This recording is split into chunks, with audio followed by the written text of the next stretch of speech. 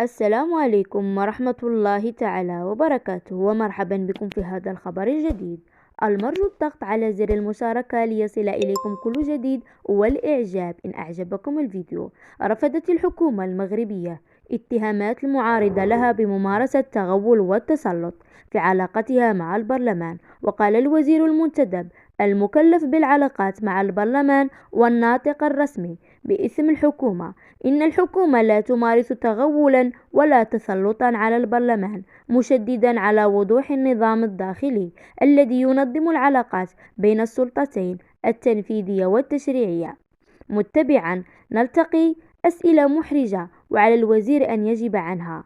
بيتاس الذي كان يتحدث في مؤتمر صحفي بشأن تدخلات الكتل والمجموعة النيابية داخل لجنة العدل والتشريع بمجلس النواب ضمن مناقشة الميزانية الفرعية لقطاع العلاقات مع البرلمان.